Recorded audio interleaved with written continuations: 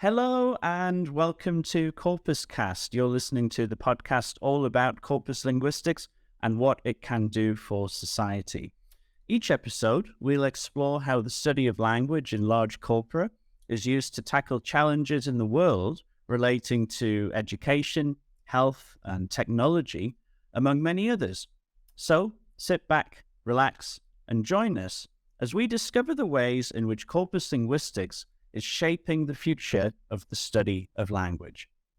I am your host, Robbie Love, and I am a corpus linguist at Aston University.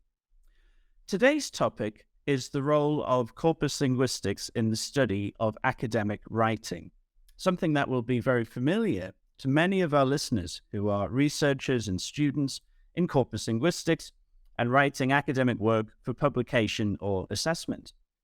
Academic writing can be a difficult genre of writing to learn, relatively formal with many rather rigid conventions, and there are also many disciplinary variations both within and across languages that add to the difficulty. So research in this area seeks, among other things, to better understand how language is used in this context to help people develop in their academic writing. And my guest today is Dr. Kevin Jiang, who is a distinguished professor in applied linguistics in the School of Foreign Language Education at Jilin University in China. Kevin's research interests include disciplinary discourse, corpus studies, and English for academic purposes and English for specific purposes. And his publications have appeared widely in major applied linguistics journals, and he's published books on academic writing, including on metadiscursive nouns and academic discourse and global publishing with his mentor and former PhD supervisor, Ken Highland. So I'm really looking forward to chatting with Kevin, another guest that I've never met in person, but I'm sure we'll have a really interesting conversation about his work with academic discourse and corpus linguistics. So please welcome to CorpusCast, my guest for today's episode, Kevin Jiang. Hello, Kevin. Great to see you. Hello, Robbie. Thank you so much for this opportunity to share and talk about the way I use corpora in my research into disciplinary writing and academic discourse. Thank you so much, Robbie.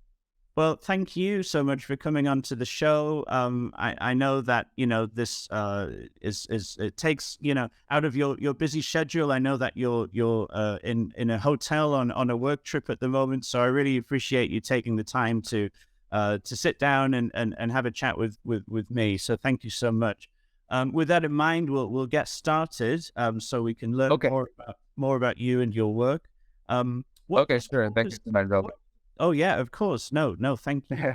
What does corpus linguistics mean to you? Yeah, it's a very good question. I think corpus linguistics is so different from other branches of linguistics or other hyphenated branches of linguistics like social linguistics and psycholinguistics because the names of these linguistics suggest the first part of the names the first part of the names is the things that we study in these branches of linguistics, like social linguistics looks at the relation between language and society. Psycholinguistics look at the relation between a language use and psychological processing. But in corpus linguistics, I think corpus is not the things we are studied in these branches of linguistics, but it is a method that we use in our language research. So corpus is a method, not just a tool. It's also associated with a certain outlook we take on language. And I think the simple and the concise definition of a corpus is a large collection of naturally occurring language use in a given context. And to me, as a researcher using corpus linguistics, we believe this is a source of how we understand the language. And so we use corpus in our search of academic language in different contexts to look at language use across disciplines, across genres in academic context. So I think this what corpus linguistics to me. Thank you, Robbie. Thank you, and I think we'll keep thanking each other throughout this episode. That's really interesting. We will return to that debate later on. The question of the climb between, or the continuum between method and theory. For now, though, I love to hear more about your own academic background. Where did you study, and what led you to your current position at Jilin University? Yeah, as I mentioned, I had my PhD at Hong Kong U, and I was very lucky to have my PhD under the supervision of Professor Ken Hanlon. And I think I had a very peculiar academic journey because I majored in international business in my undergrad and postgrad studies. And I think this has much to do with the way I came across with corpus linguistics and the way we use corpus to look at language use.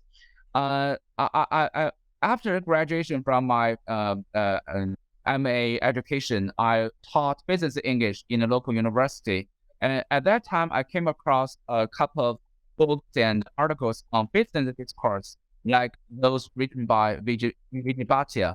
And I noticed, in the international community, people are using corpus in the research of business discourse. So I was very interested in corpus linguistics, and especially the way language can be examined by using corpus linguistics, linguistics. And because previously I written papers on business discourse, just reflective articles, not empirical papers. So I was very amazed at corpus linguistics. And then I attended a corpus workshop in Beijing before I moved to Hong Kong for my PhD study. And in that workshop, I learned some basic hands-on skills of basic corpus techniques, like keyword analysis, concordancing, collocations, etc. And then I think Professor Ken Hanlon inspired me to use corpus into the research of academic discourse, because I was amazed at the way he writes about academic discourse, not the way he used corpus techniques, but the way he writes about academic discourse, especially the way he interprets the reason why different authors from different disciplines write in different ways. I think in corpus studies, data and quantitative results are one thing. I think the more important thing is the personal interpretation or researcher ethic interpretation of the results. So what? Why the corpus results are like this? So we have to interpret the reasons behind these language use. So I think this is a way as EAP researcher to step forward into the corpus data. So we have to transform these corpus data, corpus results into pedagogical materials, or what we can learn from this corpus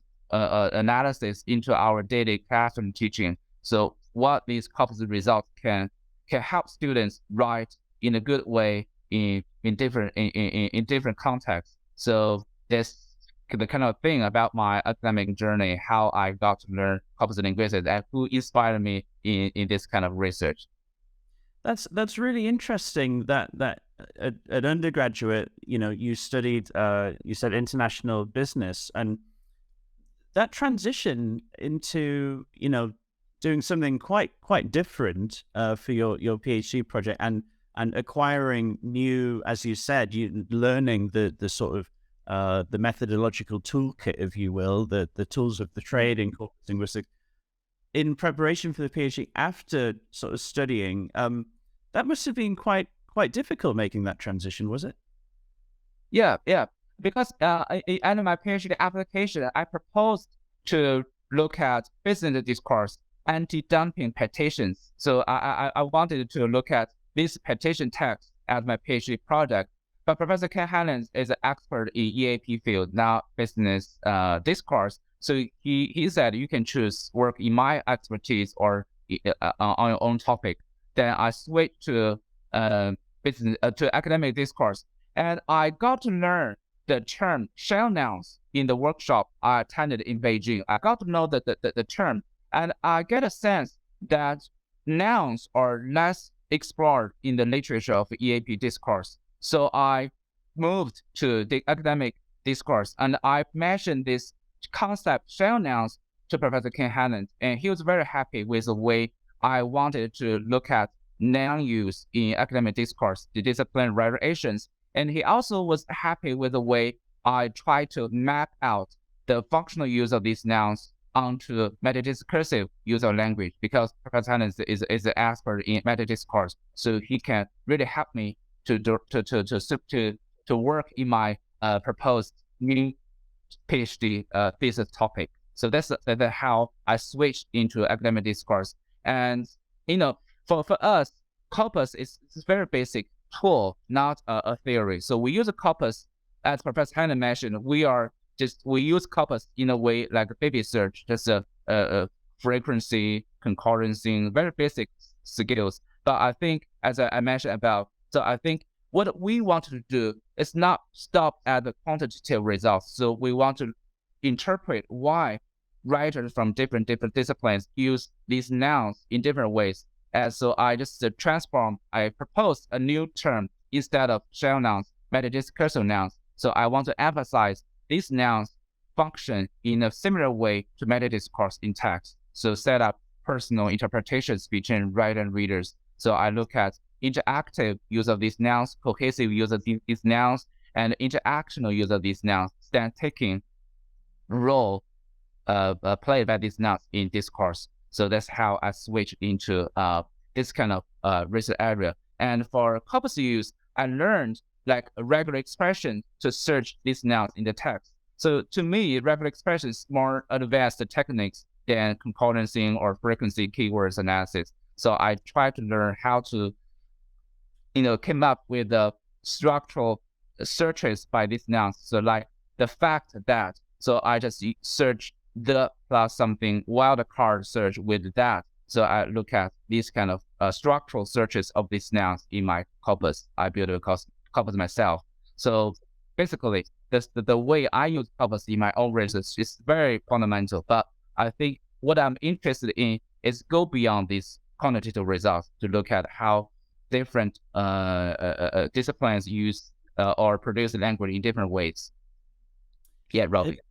For the benefit of those listening who I hope are interested in corpus linguistics, if you're not, then this may not make much sense at all. But people who are interested in corpus linguistics but maybe not familiar with research in academic discourse, what is a shell noun? It's a great name, but for those who aren't familiar, could you give some examples? Yeah. Thanks. Shell nouns are proposed by a German psycholinguistic Schmidt.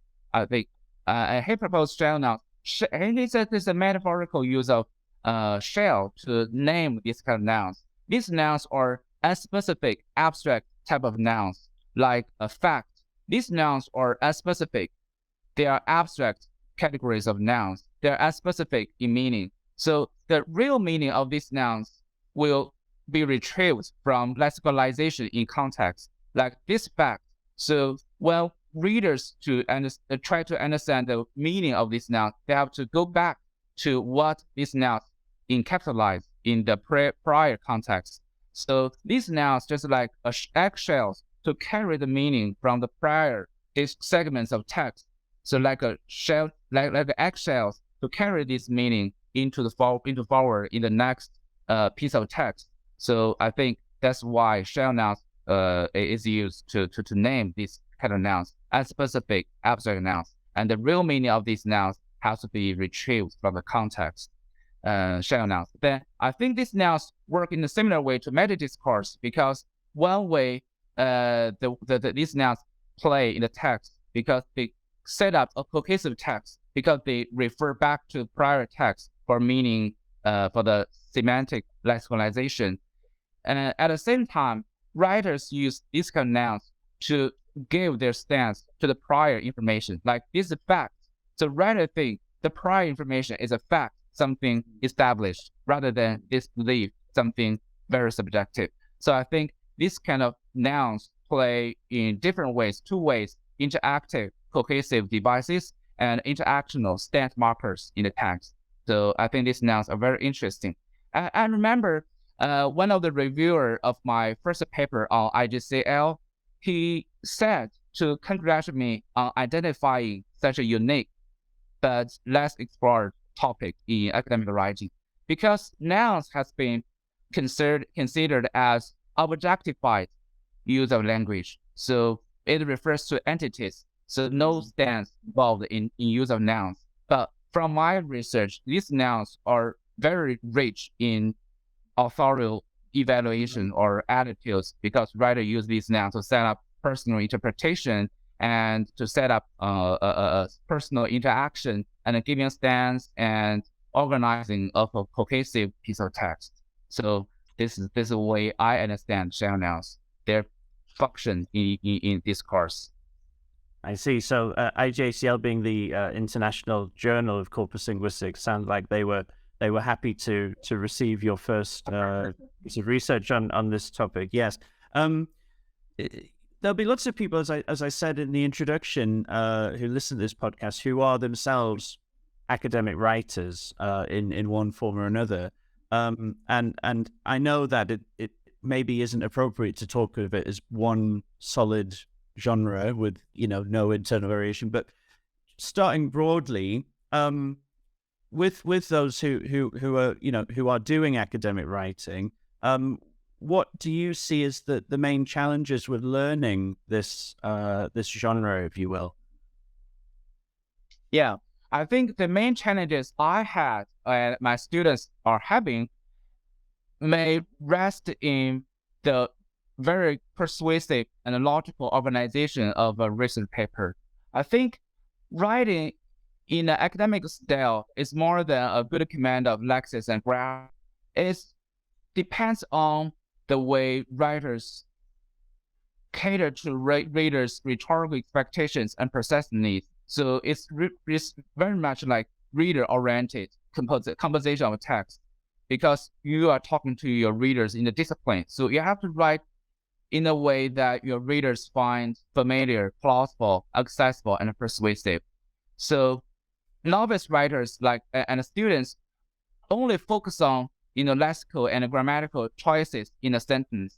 So, and they ignore the whole picture of what they want to say in each section and the overarching structure of a whole academic story. And the way he can connect each section into a whole picture of an academic story. So I always suggest to my students, don't lose forest for trees, because academic writing, read in a good way, is not only in a correct lexical and grammatical choices. It's much a way to gratify your readers' expectations and the processing needs.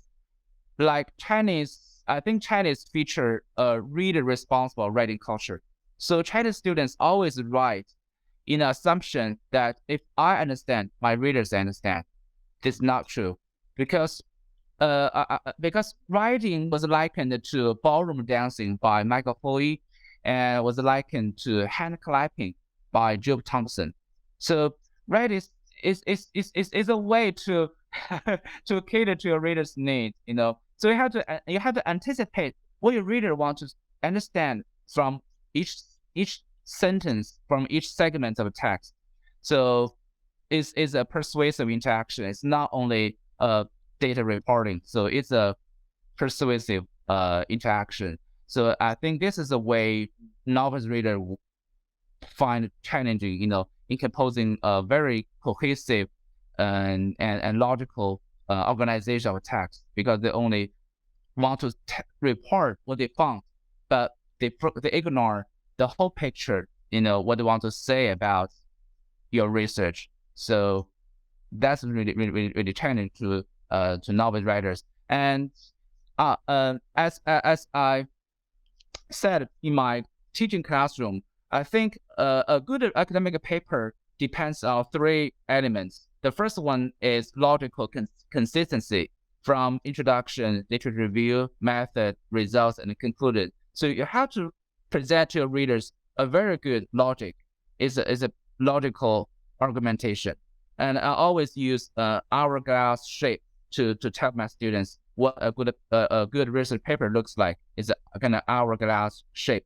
from beginning very general to a specific topic, and then to the method you use and to the results. And the way you discuss your result, you have to interact with literature in the field. That's why it's a triangle shape. So it's from your specific research to the literature, and in the bottom, so you have to jump back to the beginning, the field point. So this is the hourglass shape. And the first that was the first element of a good paper. The second one, I think, is empirical adequacy. So you have to be sure about the way you use corpus to fully support the research question you ask in your research. So that's empirical adequacy. The last element, I think, is disciplinary relevance. Like my students look at stance markers like first person pronouns, I, we, our, whatever. They compare research articles in linguistics and biology. I think that research is a good design, but it's not publishable because it's not relevant to your discipline readers, because your readers will know the result without reading your articles, because there's so much literature in the field about comparison between soft and hard disciplines. They're writing different ways, so they don't need to read your articles. They will guess the results, all the results are like. So it's not relevant in this to your disciplinary readers. So the last element, I think, is disciplinary relevance. So these are the things that students need to know how to write a good academic paper. And the first thing, as I mentioned, is the logical consistency, the structure, organization of the paper. So that's my opinion about writing in a good academic style. Yeah, and I think a testament to the challenges associated with academic writing, learning how to write in this way, we haven't even mentioned anything to do with the citation of sources and referencing and all of the formatting conventions, which in and of themselves can be challenging, and there are lots of different types. And also, of course, the broader issue of academic integrity, which is a really hot topic at the moment in the context of AI and chat GPT and things like that. And there are lots of I think changes probably coming in the future, not only for academic writing, but a lot of other contexts as well. This is really interesting though, because it's very meta, I guess, what you're doing, right? You are an academic writer as part of what you do, and you are researching academic writing, and you are producing academic writing about academic writing. So it's very meta. Let's go back in time a bit. What's the history? At what point in the study of linguistics or applied linguistics, how far back do you go to sort of trace when researchers started to do this sort of meta linguistic research about the genre of writing that they themselves are using themselves? Yeah, I think EAP academic writing is one of branch of EAP studies. I think EAP and ESP study emerged in 1960s when British Council supported the student from developing countries to study in UK. And in research side, scholars like Michael Halliday and Peter Strivens, they look at the new study needs beyond the traditional and general ELT teaching demands. So I think that's how EAP and ESP emerged as a subfield of applied linguistics. And in terms of EAP studies or academic writing studies itself, according to John Swales, the first study in EAP or in academic writing is done by Jonathan Barber back in 1962, and the title of Charles Barber back in 1962, and the title of her paper is Some Measurable Characteristics of Scientific Prose, and she looked at 3 scientific texts, and she manually checked up these scientific texts, and she found 28% of lexical verbs were in passive forms, and 25% of these passive forms or in present tense. So I think the research of academic writing, research of academic texts go hand in hand with the empirical epistemology of corpus linguistics at the beginning. Although at that time, corpus was not explicitly used, or we are not aware of corpus at that time back in 1960s. So and right now, I think corpus linguistics really help us. It gives us a very easy, convenient access to these pattern distribution, frequency, and function of language use in academic texts. And another good way that corpus linguistics can give us is about the naturally occurring feature of these language use in a given context. As we mentioned, a corpus briefly is a large collection of naturally occurring texts in a given context. So it's naturally occurring in a given context. Use the language the language use it represents are the language use made by different individuals, not only one individuals. And when we talk about writing in academic discipline or writing in an academic context, we mentioned it is a reader-oriented composition of text. So we always talk about discourse community.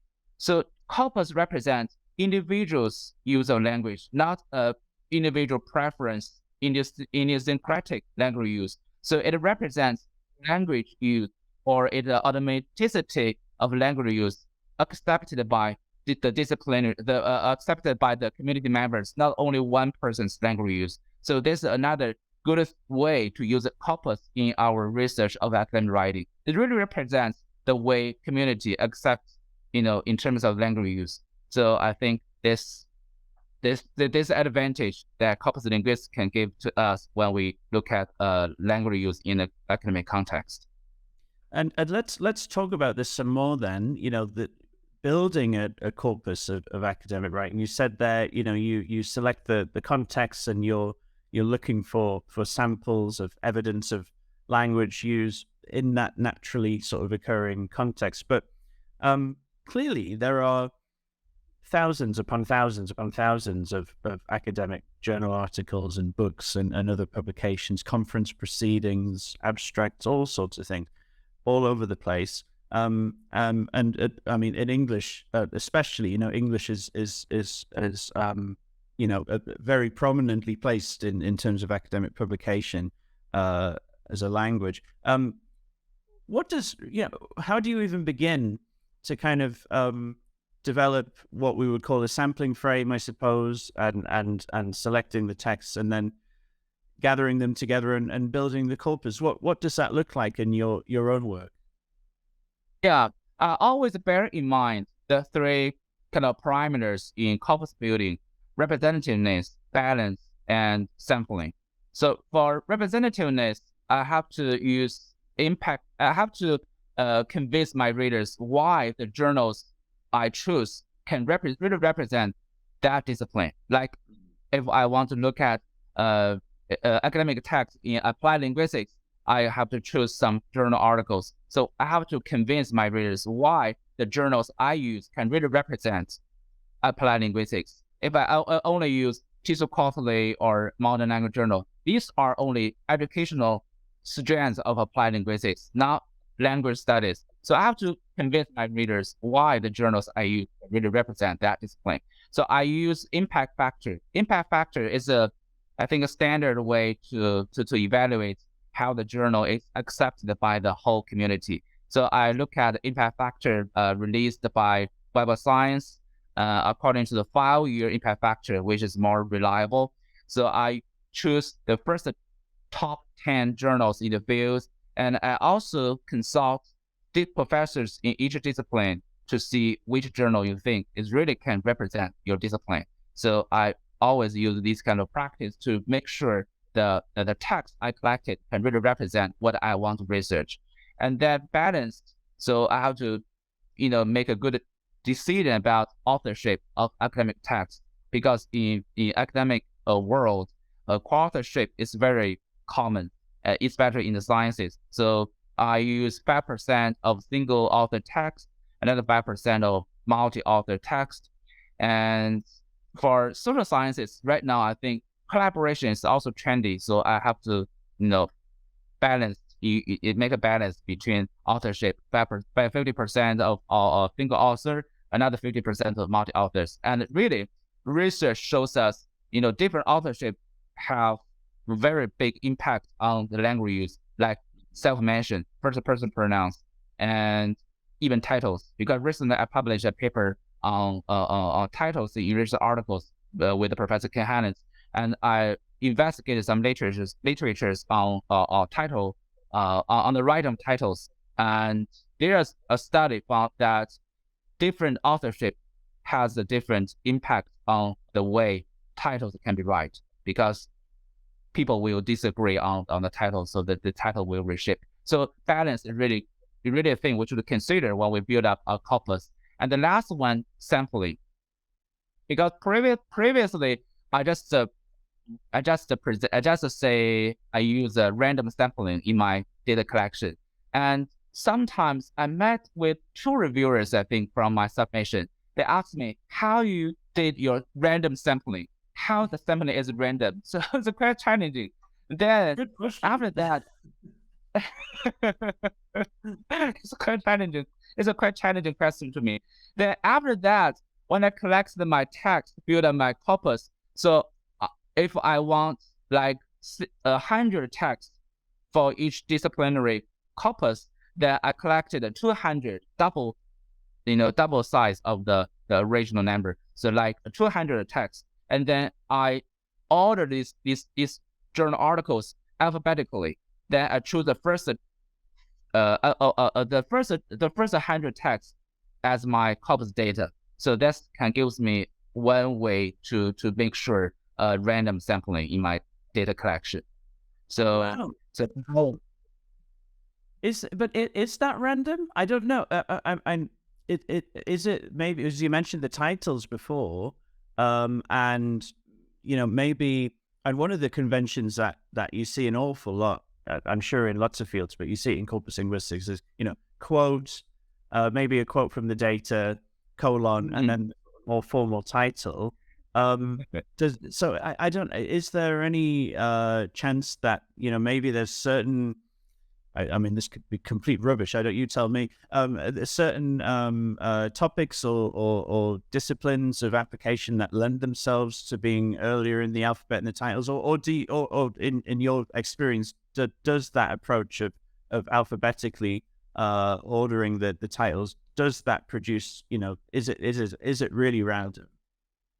Yeah. These are good practice, but I couldn't think about these ways to make sure a random sampling. Then what I think about is use the titles. I just collect the double size of the number of texts I wanted, and then I alphabetically order these texts. I choose the first 100 maybe from the collection as my corpus data.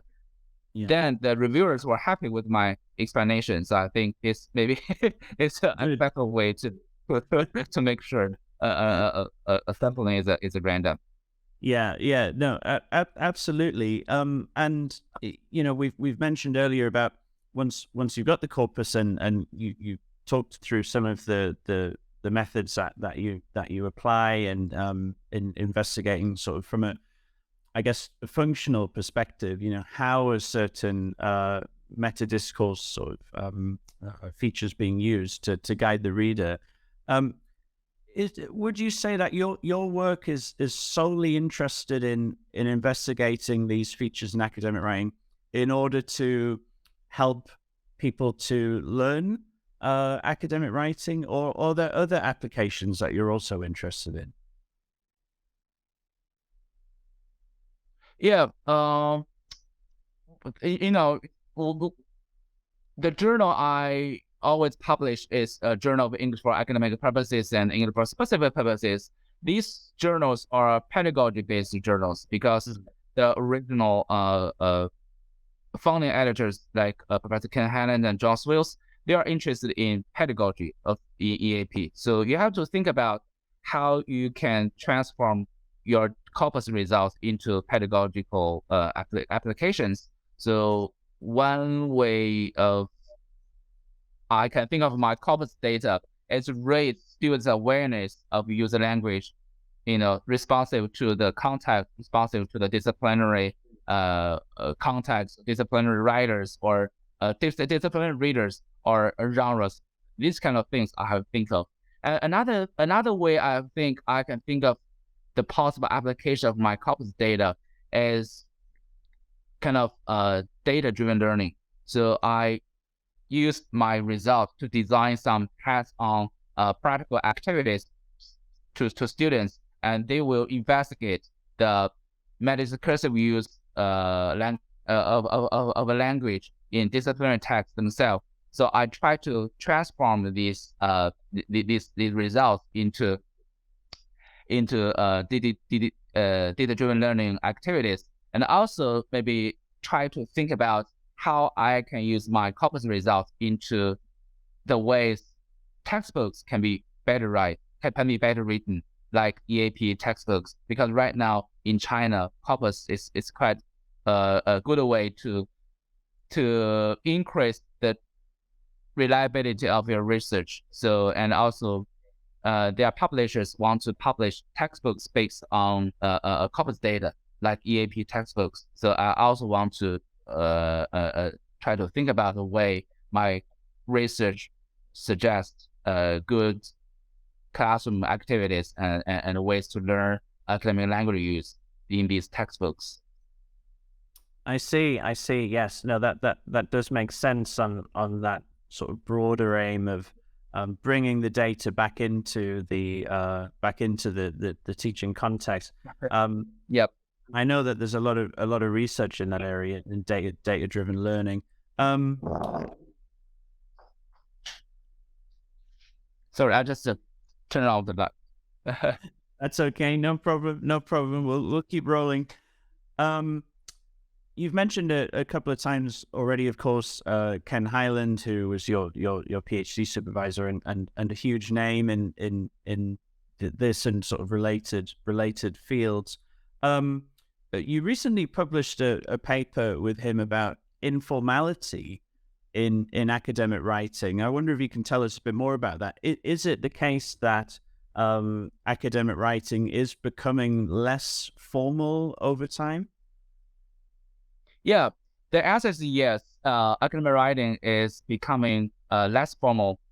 We found like 2% increase of these informal features we look at in our corpus.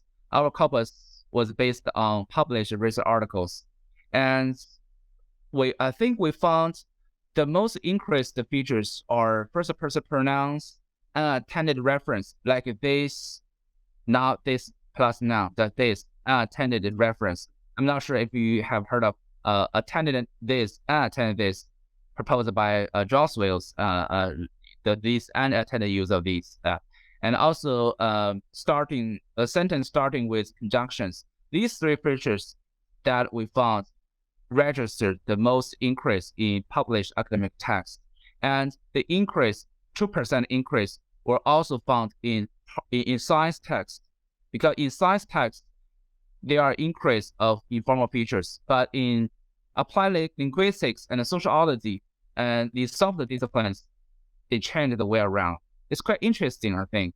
And I think this suggests the way changing academic context has a really big impact on the way language is used. So published research articles is not always frozen in language use, because we always think academic genres are established type of text will not change. It's so conventional, but it's not true. From the corpus result, we can say the language use in these published texts are changing gradually in response to the changing academic context. And we have to emphasize here that these corpus data are published research articles. So that means these texts have been gone through editing, reviewing process. So the change we found suggests that the community gatekeepers are happy with this change, are subscribing to this informal user language. So this also can indicate the way this disciplinary community are responsive to the changing social context. I think one of the change of social context is happened in sciences. As I mentioned, science texts shown increased use of these informal features, because traditionally, we think scientific texts are faceless, dry, and objective. But now they are inventing more informal features and more kind of personal interactions. We also, Professor Han and I has published a number of papers on different aspects of language use in this diachronic diachronic text. So we found, when we look at metadiscourse, informal features, all these studies suggest that sciences are using more interactive features in this kind of traditionally coded text. I think this suggests the changing way of context in sciences. One of the most dramatic change is a changing audience, a changing readership, the changing audience. Right now in sciences, readers are not always the peer researchers in the focus field, because scientific results have to reach out to new audience, to new stakeholders. Different people will have different interests in these scientific results, like investors, governments, people, whatever. So there are so many new audience involved in sharing of scientific articles. I remember one of the stories that my roommate told me when I had my PhD at Hong Kong U. My roommate is a PhD student in engineering, electronic engineering, and his project was about a design of a cell phone antenna. He told me after he had published his article, he and his supervisor went to Shenzhen to sell the antenna they designed to these cell phone companies. So if the boss of the cell phone companies are happy with their design, they will buy the patent of their design. So I think the readers of scientific results are changing. So they have to kind of change the way language used. That's really interesting, and I think you're right, and certainly in my experience, and I think I see it in my students as well. Yeah. There's a gap between the perception of what academic writing is and what it actually is. And I certainly remember when I started studying at university, thinking that good academic writing meant, making it as complex and inaccessible as possible, and using really rare words that some people might not know. And then as my academic writing, we're always learning, but between then and now, as it has improved in that time, the thing I've noticed more than anything is that I'm trying to be as clear and simple in terms of making the writing accessible, which almost goes against the stereotype about academic writing. But what you're saying makes sense in that more people from different areas of reading. It's less specialism maybe now. Yeah, true. I remember Michael Halliday described academic language as elite language. But right now, because of changing audience, I also noticed some journals in sciences, in the description of the language of the aim and interest of the journal or author guidelines, proposed by the journals, they mention please use active language to promote scientific communication. So these journals are also concerned about these abstract, this abstract language use, which is hard to understand to these everyday lay person. So I think this is a way language changed in academic context. I think this is one of the reasons why we found there's an increase in informal features in science writing. Okay, now as we start to wrap up here, we're about to move into our quick questions section. But before that, I'm going to put you on the spot. And this is just asking your personal opinion. It doesn't need to be informed by your research. Within the field of corpus linguistics, is or are there any particular researchers in the field whose academic writing you sort of prefer or find to be, that's really sort of accessible or well written? Or are there any academic writers in corpus linguistics that you particularly admire? Sorry, Robbie, could you repeat your question? I didn't hear it clearly. Sorry, Robbie. Yeah, no problem. So I'm going to put you on the spot here, and I'm going to ask you your opinion. Thinking about the field of corpus linguistics, are there any writers in terms of academic writing in corpus linguistics that you especially admire for having what you deem to be good, really good academic writing?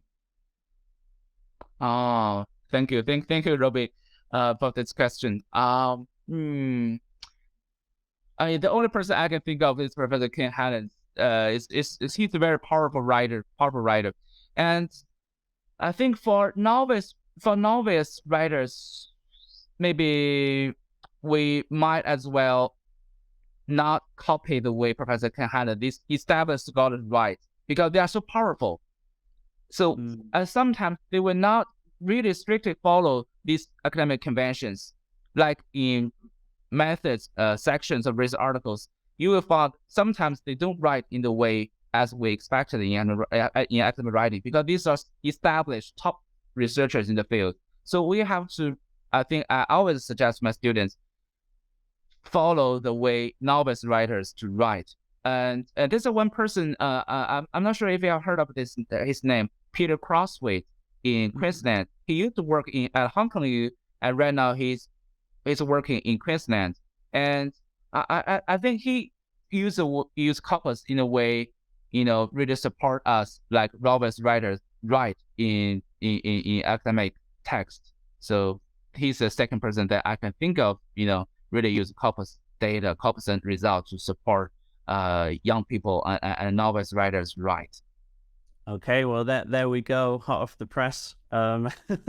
Thank you for indulging me in asking you that. Okay, we are now going to move to our final part of the episode, quick questions. One of them is a little bit different. We'll get to that in a moment. But our first quick question is, what is the biggest change you've noticed in corpus research during your career? Yeah, I noticed kind of two changes in corpus research throughout my career. Not really throughout my career, just throughout my personal story of publishing papers. My experiences.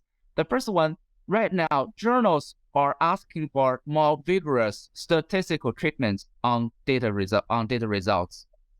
Previously we just report like log likelihoods, this statistical text on statistical meaning of a comparison. Like hard disciplines use less features than soft disciplines. We use a text to prove that difference is statistically significant.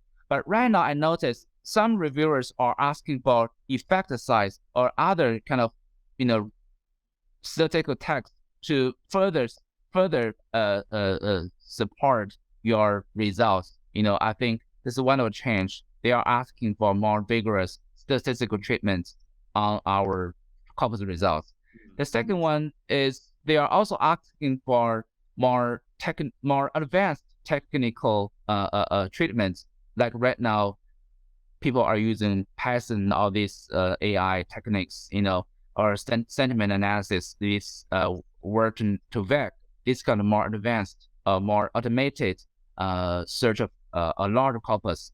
So sometimes reviewers are asking for, a more advanced treatments of your corpus, But I think really it's relate to the research questions we ask in our paper. I think research questions are the guiding principle which can guide our whole study. The method we use are dependent on the research question we ask. If the method we use can fully answer the question we ask, that's okay. We don't need to use a new tool, use a new method just to show how fancy it is. So I think we use methods, in response to the research question we asked in the paper. So this is the second change I noticed. They are asking for more advanced technical treatment. Yeah, I completely agree. I definitely see that too. And this is a topic that a lot of my guests have touched upon in response to that question. So you're not alone in that opinion. Second question is a new one just for you. So you're the first person to tackle this one. You have already touched upon this, so I think I know where you're going, but I'm going to ask you anyway. Quick question number 2. Corpus linguistics, method or theory? Yeah, I think corpus linguistics to me is a method. It's a tool, and also a method. Also, I mentioned associated with the outlook we take on language. So to me, it's a tool, because for EAP researchers, we use corpus to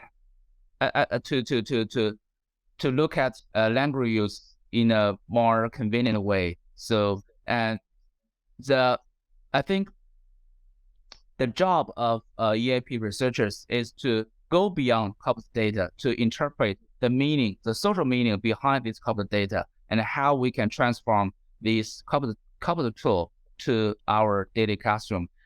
I think this reminds me of a sentence written by John Swales. He mentioned, for EAP researchers, we use methods which make sense in our pedagogical environment.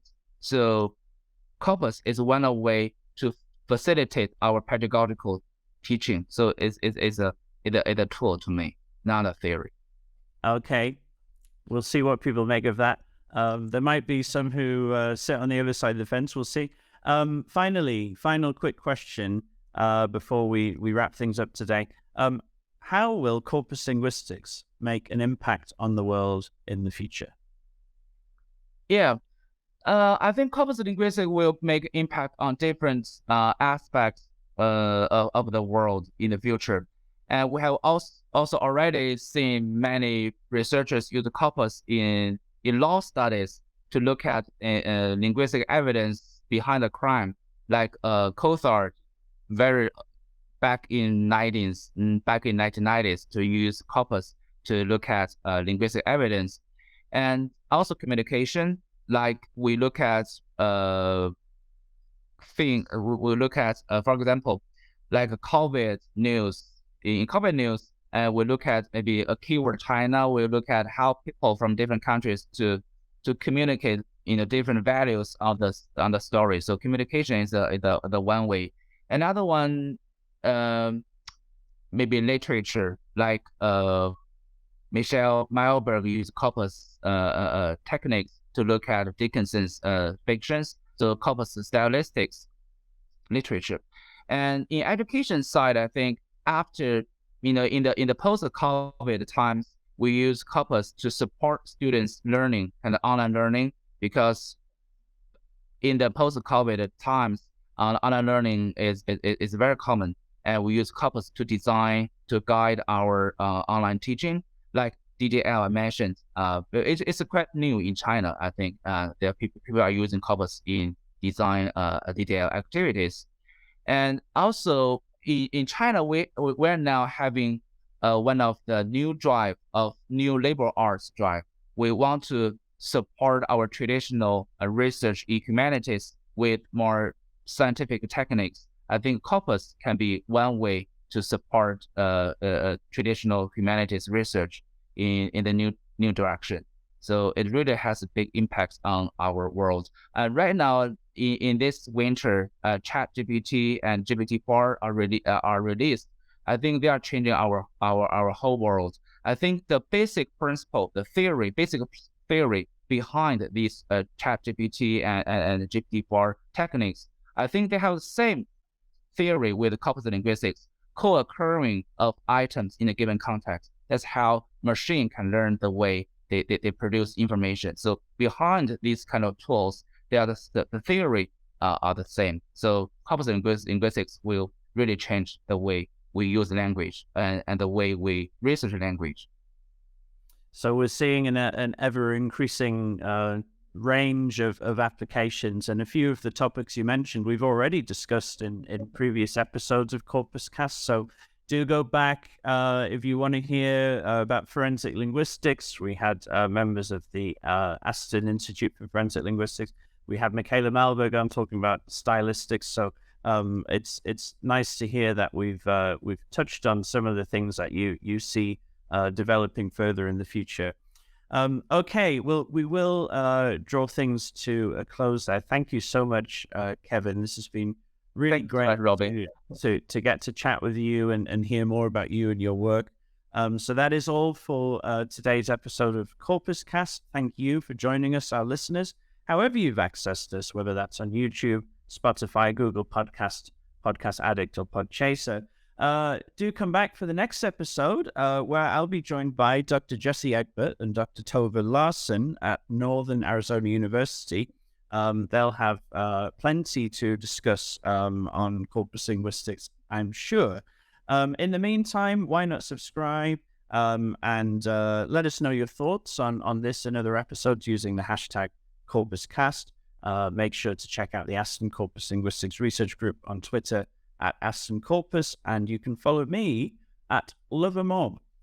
So thanks again. CorpusCast is an Aston Originals podcast, written and hosted by me, Robbie Love, and produced by my excellent colleague of high esteem, Sam Cook, from our press and communications team. Thank you, Sam, as always. Thanks again for listening. Thanks to you, most of all, Kevin Jiang from Jilin University. Thank you, Robbie. Thank you so much, and we'll see you soon on the next episode of CorpusCast. Thanks a lot. Bye-bye. Bye-bye. Thank you.